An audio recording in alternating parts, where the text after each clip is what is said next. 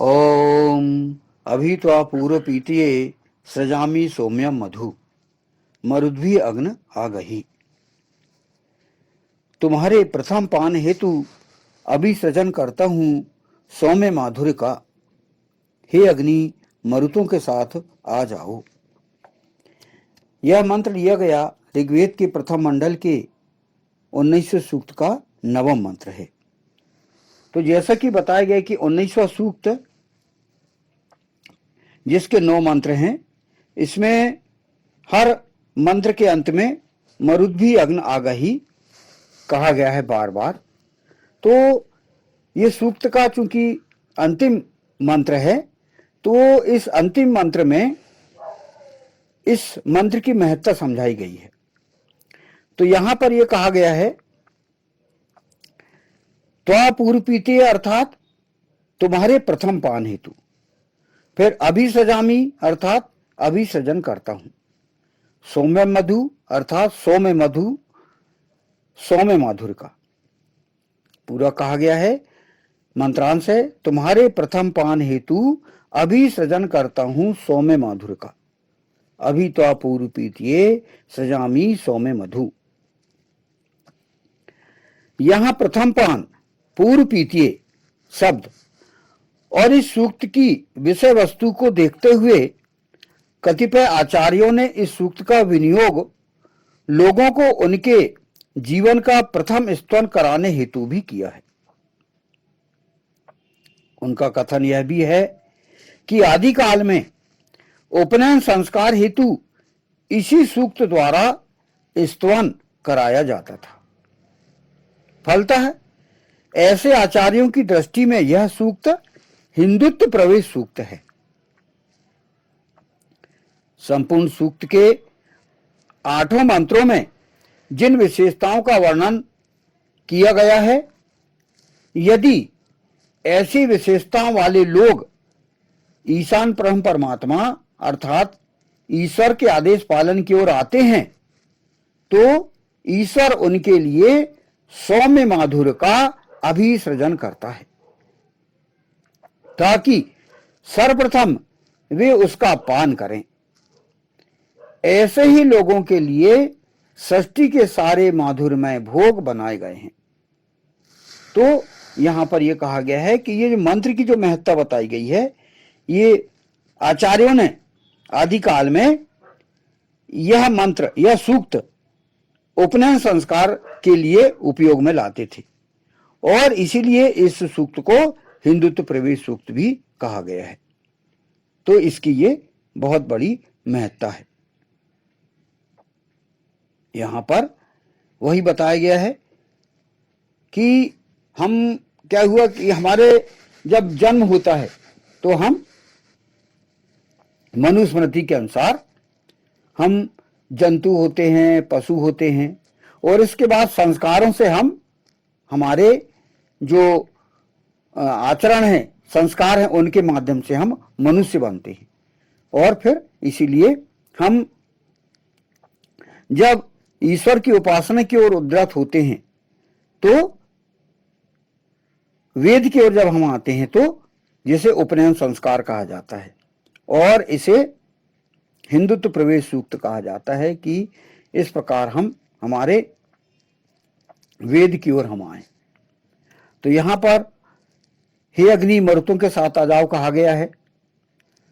स्वयं प्रकाशित और अन्यों को प्रकाश की ओर ले जाने वाले अग्नि को चंचल मनोवृत्ति वाले, अस्थिर मति वाले, मरने मारने पर उतारू मनुष्यों के साथ ईश्वर के आदेश पालन की ओर लेकर आने का आह्वान यहां सूक्त में किया गया है, जिनकी मुख्य विशेषताओं की सूची इस सूक्त में प्रदान की गई है। यानी यहां कहा गया है कि यदि प्रथम माधुर्य पान, यानी व्यक्ति यदि वेद की व्यवस्था को समझ ले, वेद के व्यवस्था, ईश्वर को समझना और वेद की व्यवस्था को समझना, और इसके बाद जो लोग हैं ऐसे जिनकी मनोवृत्ति चंचल है, अस्थिर है, और ऐसे लोग जिनके स्वभाव में हिंसा है, तो उन्हें मुख्य धारा में लाना है। तो मुख्य धारा में लाने के लिए अग्नि को यह काम सौंपा गया है।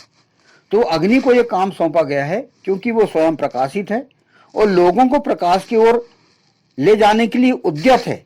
तो सबसे पहले ऐसे ही लोगों को सही मार्गदर्शन की ओर उन्हें लाना है और उन्हें ये लाभ बताए जा रहे हैं कि यदि वो आ जाते हैं, आह्वान को स्वीकार कर लेते हैं, तो ये इसमें कुछ 14 विशेषताएं हैं जो यहां पर बताई गई हैं। यहां पर ये कहा गया है कि स्वयं प्रकाशित और अन्यों को प्रकाश की ओर ले जाने वाले अग्नि को चंचल मनोवृत्ति वाले, अस्थिर मति वाले, मरने मारने पर उतारू मरुतों के साथ ईशान परम परमात्मा अर्थात ईश्वर के आदेश पालन की ओर लेकर आने का आह्वान यहां सूक्त में किया गया है, जिनकी मुख्य विशेषताओं की सूची इस सूक्त में प्रदान की गई है।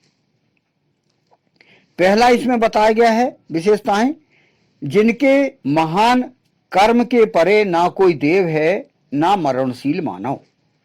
यानी ये जैसे ही वो नव प्रवेश करते हैं, जैसे ही वो आते हैं, मुख्य धारा में आते हैं, तो वे उनके समान ना कोई देव है ना कोई मरणशील मानव।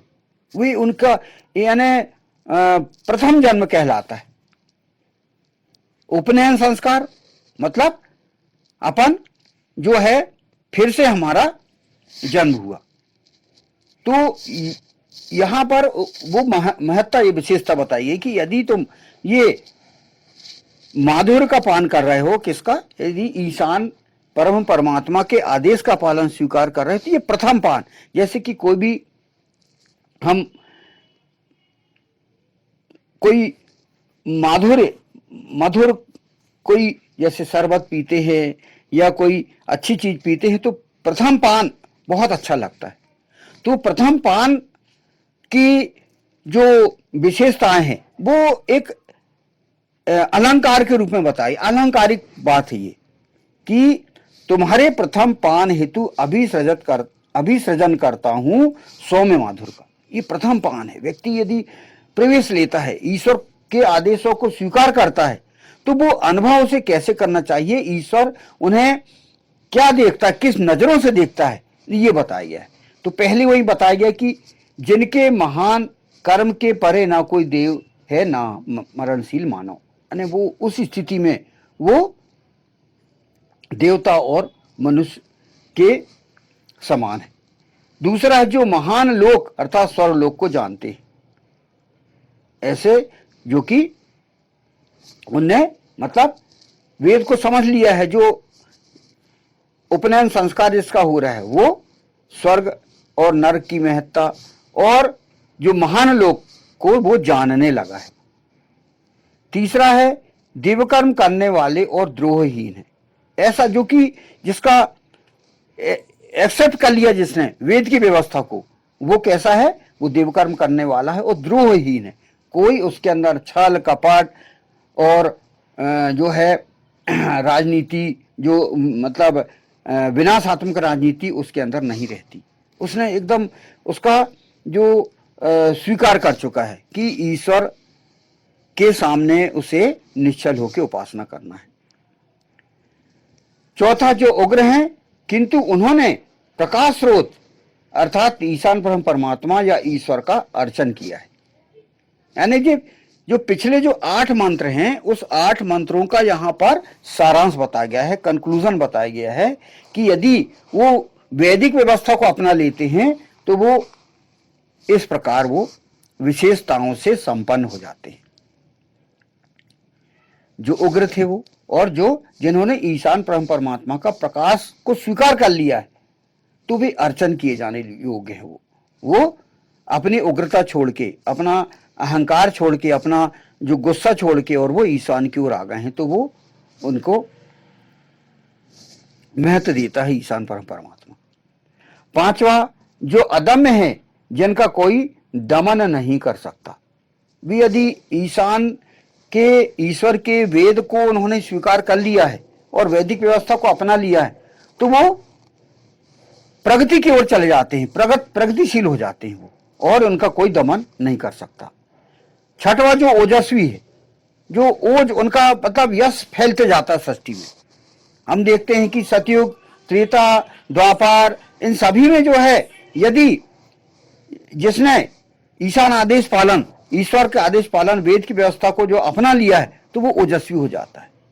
हम वैदिक व्यवस्था को देख रहे हैं सतयुग, त्रेता, द्वापर में जो वेद की व्यवस्था को अपनाए वो ओजस्वी है। उनका वो क्योंकि कहा गई कि अहम भूमि अदराम आर्याय, मैंने भूमि आर्य को दे दी। जो श्रेष्ठ व्यक्ति वो उनकी भूमि हो जाती है और वो विजयी होते चले जाते हैं उत्तरोत्तर। सातवां जो शुभ्र हैं, उज्जवल चरित्र वाले, जिन्होंने वेद को स्वीकार कर लिया है, जिन्होंने वैदिक व्यवस्था को अपना लिया है, वे जैसे कि ईशान का स्वभाव शुभ्र है, वैसे ही वो भी शुभ्र हो जाते हैं और उज्जवल चरित्र वाले हो जाते हैं। फिर है जो आठवां, जो उग्र रूपधारी हैं, बुराई और दुष्टों के प्रति उग्र रूपधारी हैं, यानी बुराई को समाप्त करने वाले, यदि बुराई है तो वो हटाने वाले, और दुष्टों के प्रति उग्र रहते कि जो यदि दुष्टों का दमन करने के लिए वो बिल्कुल उग्र रहते हैं। ये उन्होंने इस विशेषताओं को स्वीकार कर लिया है।